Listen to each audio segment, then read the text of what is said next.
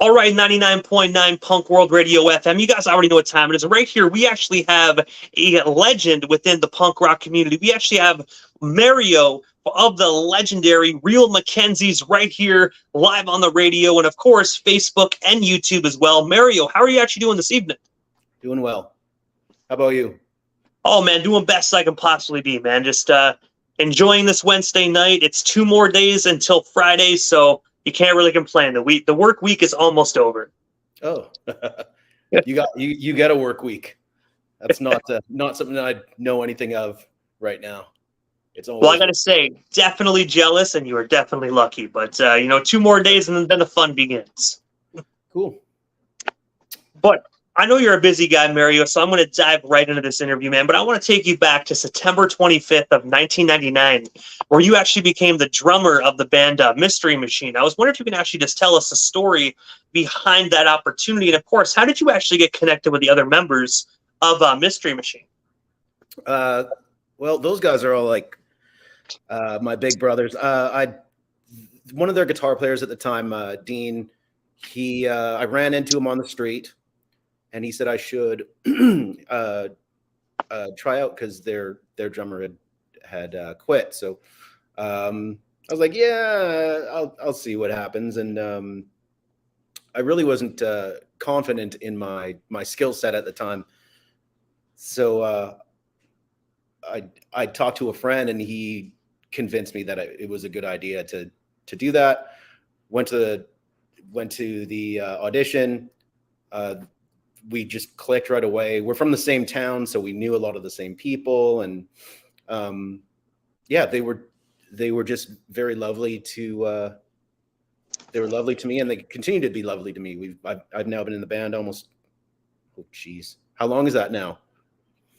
I would say 99. I would say 24 years. I mean, I'm good at math, but just not right off the bat. So hopefully 24 years is actually correct, but it sounds about right.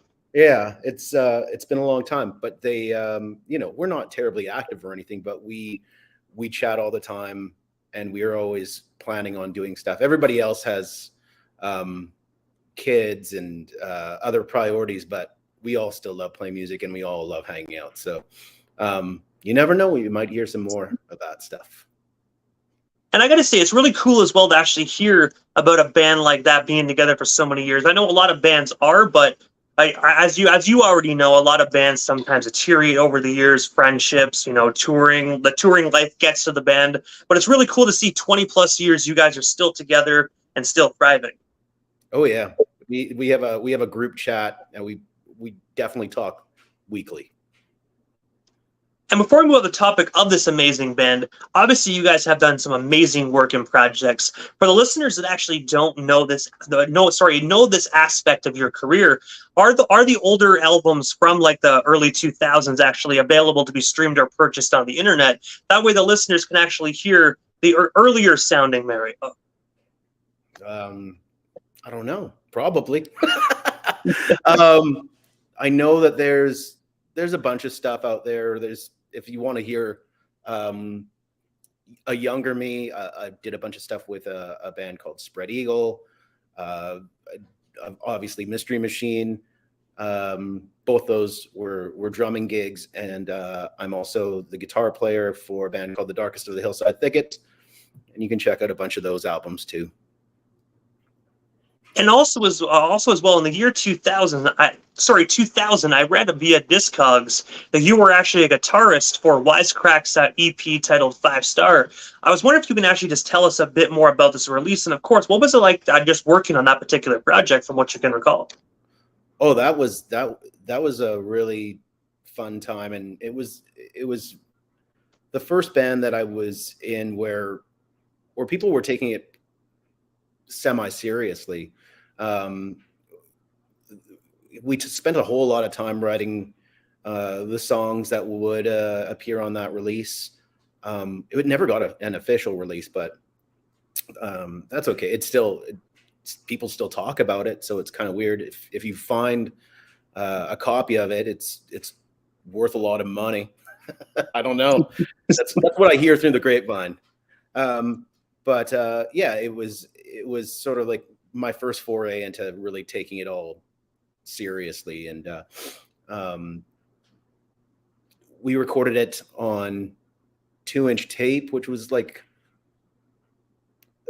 that was starting to get phased out at the time. So we were very lucky to be able to do that. Yeah, it was a very like old school experience. And yeah, I'm still happy with the way that record turned out. But yeah, that was, oh geez. I'm having a hard time remembering all that stuff. I was certainly a teenager still, so. And I gotta say as well, those 5 songs were absolutely amazing, man. Like, it's crazy how music like this actually does not age, because you can go back and listen to that EP, and it's still relevant today. The lyrics are still amazing. It's just good, wholesome music, man. And I did see on Discogs, speaking of worth a lot of money, I saw the last one actually sold for $100 as well. That's weird. Last I heard, somebody who will remain nameless in the band, who had a whole bunch of those, was thinking about throwing him in the landfill or something. So maybe somebody wants to reach out. Hopefully he doesn't, because he can put them on Discogs and get some pretty pennies. So yeah. if you're listening, don't do it. You're sitting on a gold mine. He's a busy guy. He probably didn't have a chance to toss him yet, but he's a good man. So. And also as well, November 22nd of 2014, you actually became an official member and guitarist of the legendary Canadian band, the Real McKenzies. I was wondering if you can actually just tell us how exactly did you first meet Paul, and of course, what actually made him decide to make you an official member of the Real McKenzies? Well, we'd have to go back to certainly the early 2000s. My band, The Darkest of the Hillside Thickets, they got taken across Canada. It was my first national tour that I ever did by the Real McKenzies, and we hit it off, and so I guess I was on the radar somewhat. It's not like we hung out all the time, but when you know somebody from touring, it's like they end up being like distant family or distant relatives or something like that. Like it's a pretty small pool. But Dirty Kurt, the guitar player for the McKenzies at the time, he had some heart issues, and he was going to come back to the band full time. They tried him out, and they were worried that they were going to kill him if he ended up going back out on the road. He was, huffing and puffing, and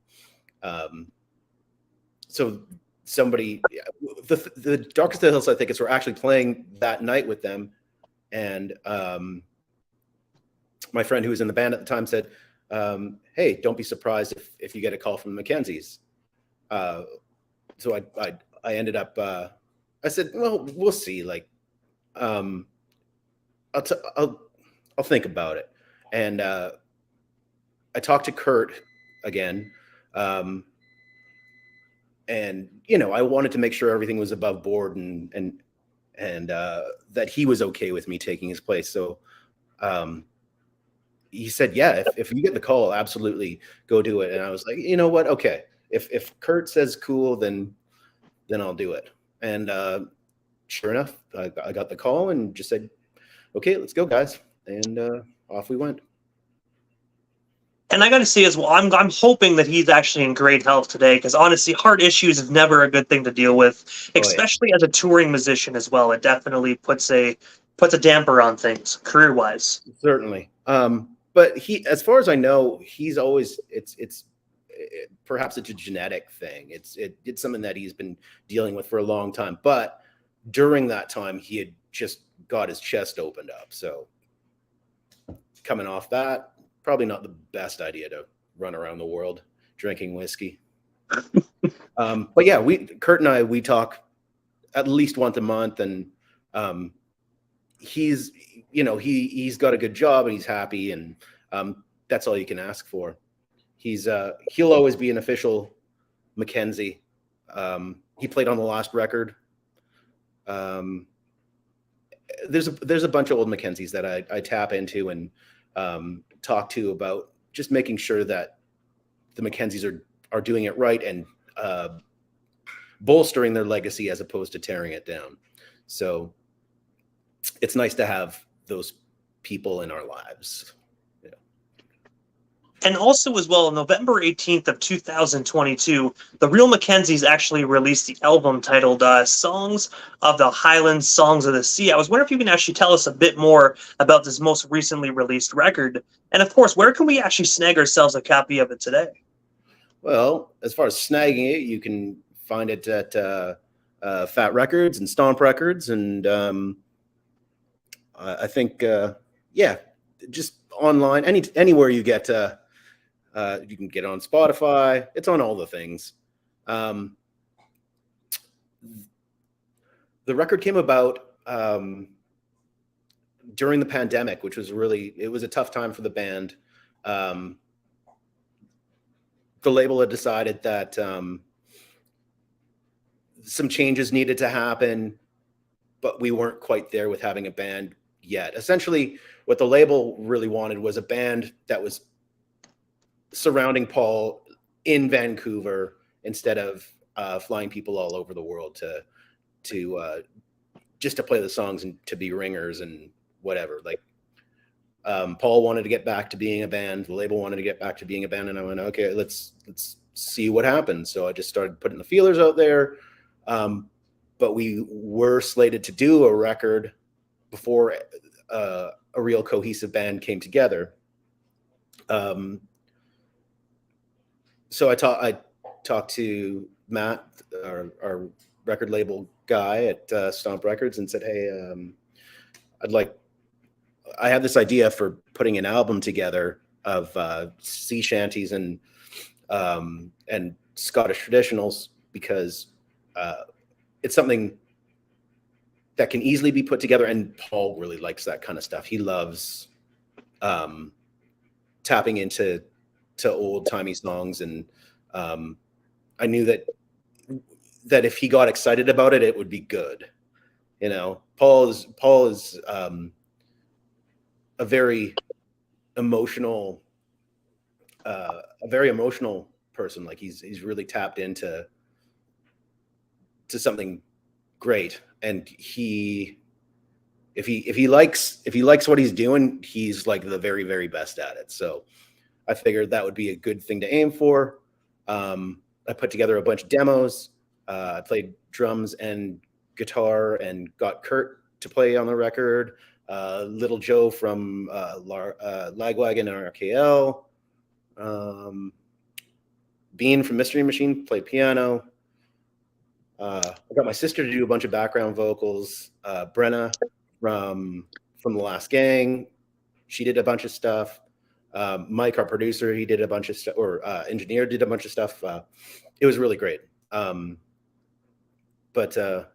it was not without its trials, but ultimately it was a great experience and fun, and I'm proud of the record. And if I'm not mistaken as well, you actually did production work on this particular album as well. Yeah. Like, what was it like actually just working behind, not only in front of the scenes, and of course, you know, like obviously like being a musician, but also actually working the producing aspect of the record as well? I loved it. Being a producer is something that I've always wanted to do. How do you get into that though? You know, it's sort of a strange thing to be a producer. Like, I sort of like maybe 6 months to a year before we did the record, the Real Sickies asked me to play bass on their record, and I said, yeah, sure. I'll make a bunch of notes and we'll see how it goes. And and sent me some demos. Let's see what happens. So they sent me some demos. I was like, you know what? These songs would be better if you did this, and this. And said, that's. They were like, do you want to produce the record? Just kind of, and I just jumped at it and said yes. So I had that under my belt, and I knew that I could do it. So, yeah, it was. I guess it was more of the same. I like being challenged like that, and it's really nice to, being a professional, you're just kind of being a producer, you're just kind of moving pieces around and relying on professionals to do what they do. And I'm just so happy to work with a bunch of really great musicians and engineers and just people who are excited about the project, and that all of that just makes such a difference. So so far I like producing records. It's fun. And also, as well, you actually worked on a Fat Records album titled Home Sweet Home, original songs from the Shit musical that was actually written by Fat Mike of NoFX. I was wondering, what was it like actually working alongside Fat Mike for this particular release? Because I got to say, this album is absolutely stellar. It's like packed full of so many amazing artists, just like yourself. Yeah, it's that release is it was amazing working alongside with Mike. He's very good at what he does. He's very smart. He's very fast. And I took a lot of those lessons just by watching him work. I just remember being in the studio with him, and he's getting Spike from me first to do a bunch of stuff, and just the guidance that he gave Spike was just like, it was just phenomenal. And how he was working the engineer, all of it just kind of clicked and made sense to me. I thought it was really cool. So I took those lessons and applied them to the 2 records that I produced. As far as the actual song that I was on is concerned, shush doggies. It was really cool to be a part of that, because it had Mike essentially started playing me the song and said, what do you think of this song? Okay, yeah, I can do this. And all of a sudden, listening to the song, he was like, and here's Tony Sly. So it was like a posthumous release for him, and I think it might have been the only song that he was on that release, but it was really kind of a trip to be on the same track as Tony after he had passed. So pretty neat stuff.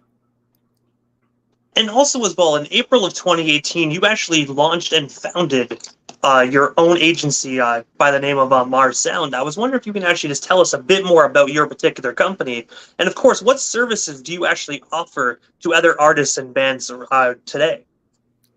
Well, essentially, I just use the Mars Sound moniker as a catch-all for any kind of work that I do. I do a lot of stuff for production companies, like Live Nation, and a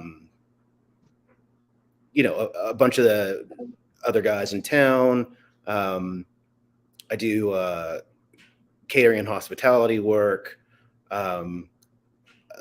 Essentially, if somebody comes to play the arena, I'll go get groceries for them, organize a team of assistants, catering and hospitality assistants, and just make sure that everybody's sort of taken care of. I'll do running gigs, not just for musicians, but for I do a bunch of stuff with the Just for Laughs Festival in Vancouver. Just anything that I can get my hands on. The production world in Vancouver is very, very small. and there's so many great people who work in it, and I've really just that's sort of my, when I'm not doing the McKenzies thing, it's just a fun and awesome thing to do, just knowing that when I wake up in the morning, it's something that I want to do, as opposed to, you know, stocking shelves or whatever. But, you know, essentially I'll do anything I can get my hands on, because production is fun. And also, I have to ask Mario, what is next for yourself, not only as a producer, but also an artist as well? Like, is there anything we happen to miss during this evening's interview? Anything else you do still want to touch base on, talk about, or promote? Well, we still got you here live on 99.9 FM this evening. Well, we're probably going to start tracking a new McKenzies record in the fall. So that'll be fun. Hopefully we can have something out in 2024. The Darkest of the Hillside Thickets, we're always throwing demos around and looking to do stuff, but it all comes down to timing. But I always love working with those guys. They're kind of geniuses. If you haven't heard them, go see them. Go listen to them. What else? I'm just going to be floating around Vancouver when I'm not out on tour. You know, you might see me at one of the venues. Yay. And of course, the tour we're doing, I guess we start in a week. We're going to be in Europe, and that's going to be super fun too.